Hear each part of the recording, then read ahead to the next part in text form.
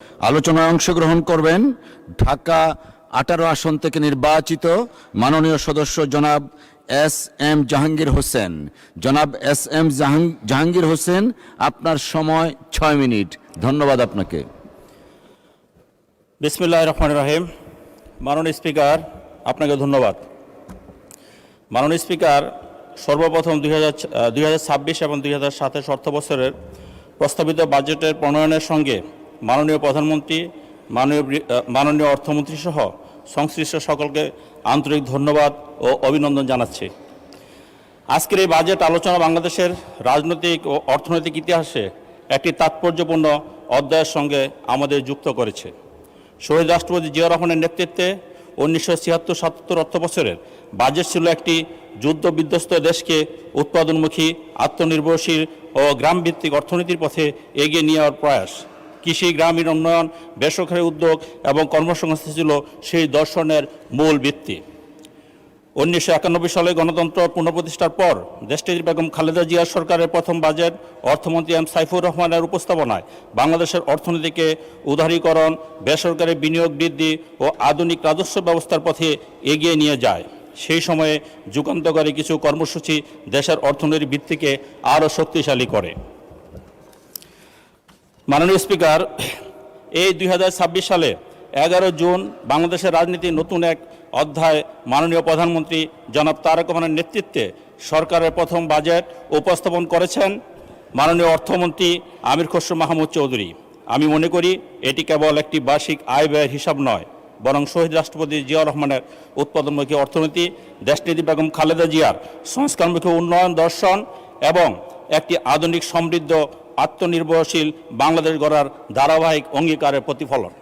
মাননীয় স্পিকার, শহীদ রাষ্ট্রপতি জিয়া রহমানের নেতৃত্বে প্রায় 19,000 কোটি টাকার বাজেট থেকে শুরু করে দেশনেত্রী বেগম খালেদা জিয়ার প্রথম সরকারের 15,584 কোটি টাকার বাজেট এবং আজকে মাননীয় প্রধানমন্ত্রী জনাব তারেক রহমানের নেতৃত্বে 9,38,000 কোটি টাকার বাজেট, এটি শুধু সংখ্যায় বৃদ্ধি নয়, বরং বাংলাদেশের অর্থনৈতিক বিকাশ, মানুষের আকাঙ্ক্ষা, জাতীয় সক্ষমতা একটি দীর্ঘ অভিযাত্রার প্রতিফলন। আমাদের প্রত্যাশা, এই বাজেটের প্রবৃত্তির পাশাপাশি কর্মসংস্থান সৃষ্টি করবে, মূল্যস্ফীতি নিয়ন্ত্রণ রাখবে, বিনিয়োগ বাড়াবে এবং দেশের প্রতিটি মানুষের জীবনমান উন্নয়নের কার্যকরী ভূমিকা রাখবে। মাননীয় স্পিকার, এবারে বাজেটের আকার 9,38,000 কোটি টাকা, যা বাংলাদেশের ইতিহাসে সর্ববৃহৎ বাজেট। রাজস্ব আদায়ের লক্ষ্যে নির্ধারণ করা হয়েছে 6,95,000 কোটি টাকা এবং উন্নয়ন ব্যয়ের জন্য বরাদ্দ রাখা হয়েছে 3,16,000 কোটি টাকা। আমি বিশেষভাবে লক্ষ্য করছি উন্নয়ন ব্যয় বৃদ্ধি এবং দীর্ঘমেয়াদী বিনিয়োগের অগ্রাধিকার দেওয়া হয়েছে। পরিচালনা ব্যয়ের পাশাপাশি উৎপাদনশীল খাতে বিনিয়োগের বৃদ্ধি এই প্রচেষ্টার ভবিষ্যৎমুখী একটি সিদ্ধান্ত। শিক্ষা খাতের বরাদ্দ বৃদ্ধিকে বিষয়ের সর্বমহলের দৃষ্টি আকর্ষণের সিদ্ধান্ত। একটি আধুনিক উৎপাদনশীল শিক্ষা ব্যবস্থা শুধু ভালো শিক্ষার্থী গড়ে তোলে না, একটি আলোকিত সমাজ গড়ে তোলে। মাননীয় স্পিকার, এবারের বাজেট সামাজিক নিরাপত্তা কর্মসূচি সম্প্রসারণের উদ্যোগে নেওয়া হয়েছে। বয়স্ক, বিধবা, প্রতিবন্ধী, সুবিধাবঞ্চিত মানুষের জন্য নিরাপত্তা বলয় আরও শক্তিশালী করার প্রচেষ্টা গ্রহণ করা হয়েছে। একটি কল্যাণমুখী রাষ্ট্র দায়িত্ব শুধু প্রবৃত্তি অর্জন করা নয়, বরং সমাজে পিছিয়ে পড়া মানুষের পাশে দাঁড়ানো এবং তাদের জন্য মর্যাদাপূর্ণ জীবন নিশ্চিত করা। ফ্যামিলি কার্ড, কৃষক কার্ডের মাধ্যমে দেশের প্রতিটি জনগণের দোরগোড়ায় রাষ্ট্রের সেবা পৌঁছিয়ে দেব ইনশাআল্লাহ। মাননীয় স্পিকার, একটি বাজেটের সফলতা তখনই আসে যখন উন্নয়নের সুফল সমাজের প্রতিটি স্তরে পৌঁছে যায়। যখন কৃষক তার উৎপাদিত ফসলের ন্যায্য মূল্য পান, তখন অর্থনীতি শক্তিশালী হয়। যখন একজন ক্ষুদ্র উদ্যোক্তা সহজ শর্তে ব্যবসা শুরু করতে পারেন, তখন কর্মসংস্থান তৈরি হয়। যখন একজন শিক্ষার্থী আধুনিক শিক্ষার সুযোগ পায়, তখন দেশের ভবিষ্যৎ শক্তিশালী হয়। যখন একজন রোগী উন্নত স্বাস্থ্যসেবা পান, তখন পরিবার নিরাপত্তা পায়। যখন একটি নতুন সড়ক, সেতু, পরিবহন ব্যবস্থা গড়ে ওঠে, তখন শুধু যোগাযোগ বাড়ে না, ব্যবসা বাণিজ্য, শিল্প বিনিয়োগের নতুন সুযোগ সৃষ্টি হয়। আমি মনে করি এবারে বাজেট এই সমন্বিত উন্নয়নের চিন্তার প্রতিফলন হয়েছে। মাননীয় স্পিকার, আমি আনন্দের সঙ্গে লক্ষ্য করছি নতুন উদ্যোক্তা সৃষ্টি, ক্ষুদ্র মাঝারি উদ্যোক্তার উৎসাহিত করার জন্য বিভিন্ন উদ্যোগ গ্রহণ করা হয়েছে। উদ্যোক্তা উন্নয়ন, এসএমই সহায়তা, সৃজনশীল অর্থনীতি, কর্মকাণ্ডে বিনিয়োগ নতুন কর্মসংস্থানের সুযোগ সৃষ্টি করবে বলে আমরা আশা করি।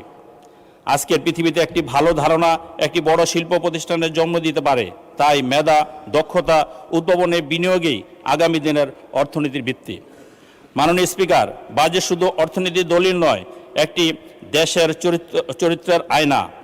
একটি রাষ্ট্র কাকে অগ্রাধিকার দিচ্ছে, কাদের স্বপ্নকে গুরুত্ব দিচ্ছে এবং ভবিষ্যৎকে কিভাবে দেখতে চায়, তার সবচেয়ে বড় উত্তর লুকিয়ে আছে জাতীয় বাজেটে।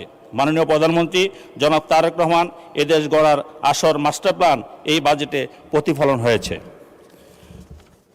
মাননীয় স্পিকার, একটি বাজেটের সফলতা শুধু কত টাকা ব্যয় হলো তা দিয়ে নির্ধারণ হয় না। একটি বাজেটের সফলতা নির্ধারণ হয় কত মানুষের জীবনে নতুন সুযোগ সৃষ্টি হলো, কত মানুষের কষ্ট লাঘব হলো এবং ভবিষ্যতের জন্য কতটা শক্ত ভিত্তি নির্মাণ করা হলো তার মাধ্যমে। আমি বিশ্বাস করি 2026-27 অর্থবছরের প্রস্তাবিত বাজেট মূল্যস্ফীতি। ধন্যবাদ মাননীয় সদস্য। ঠিক আছে, দেওয়া হলো 2 মিনিট। ধন্যবাদ।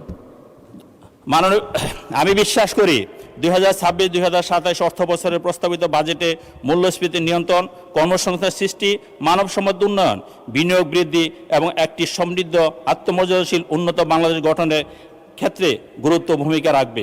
আমি আবারও বাজেটের সাথে সম্পৃক্ত সকলকে শুভেচ্ছা জানাচ্ছি এবং আমাদের মাননীয় প্রধানমন্ত্রীর একটি উক্তি, করব কাজ, গর্ব দেশ, সবার আগে বাংলাদেশ। মাননীয় স্পিকার, আমি আমার এলাকার কিছু কথা বলি। আপনারা জানেন ঢাকা 18 আসন 14টি ওয়ার্ড নিয়ে গঠিত। সেখানে একটি ওয়ার্ড শুধু আধুনিকতার ছোঁয়া পেয়েছে, বাকি 11টি ওয়ার্ড আমাদের আধুনিকতা কোনো ছোঁয়াই নেই। 2017 সনে সেই ওয়ার্ডগুলো আমাদের ইউনিয়ন কাউন্সিল থেকে সিটি কর্পোরেশনে এসেছে, কিন্তু আমরা সিটি কর্পোরেশনে এমপি হয়ে মহা বিপদে পড়েছি। আমরা সিটি কর্পোরেশন ছাড়া অন্যান্য কোনো সংস্থার সাহায্য সহযোগিতা পাই না, অর্থাৎ উন্নয়ন কাঠামোতে যেই সংস্থাগুলো কাজ করে সেগুলো আমরা পাই না। মাননীয় প্রধানমন্ত্রীর কাছে আমি অনুরোধ করব, আমরা ঢাকা সিটি কর্পোরেশনে যারা এমপি জনগণ যাদেরকে এমপি বানিয়েছে, আপনি যাদেরকে নমিনেশন দিয়েছেন, তারা যাতে এলাকায় উন্নয়নমূলক কাজ করতে পারে সেদিকে মাননীয় প্রধানমন্ত্রীর দৃষ্টি আকর্ষণ করে বলছি। আমি মাননীয় প্রধানমন্ত্রীকে ধন্যবাদ জানাচ্ছি যে তিনি যানজট নিরসনের জন্য গতকালকে একটি প্রস্তাবনা রেখেছেন, একটি নির্দেশনা দিয়েছেন যে ঢাকা শহরে যত বাস স্টপগুলো আছে, ইন্টার ডিস্ট্রিক্টে যত বাস ঢাকাতে ঢোকে সেগুলো ঢাকা ঢুকতে পারবে না, তাদের বাস স্ট্যান্ডগুলো বাহির হবে। সেজন্য আমি আমার আসনের সকলের পক্ষ থেকে মাননীয় প্রধানমন্ত্রীকে ধন্যবাদ জানাচ্ছি। আমি আরেকটি কথা বলি, আমার বক্তব্য শেষ করব। সেটা হলো মাননীয় স্বরাষ্ট্র মন্ত্রণালয়ে যে বরাদ্দ দেওয়া হয়েছে, আমরা যখন পুলিশকে বলি মাদকদ্রব্য নিয়ন্ত্রণ করার জন্য, সন্ত্রাস নিয়ন্ত্রণ করার জন্য, কৃষকগণ নিয়ন্ত্রণ করার জন্য, তখন থানার ওসিরা বলে, ডিসিরা বলে যে আমাদের যাতায়াতের জন্য গাড়ি নেই। আমি মাননীয় প্রধানমন্ত্রীকে বলবো, দয়া করে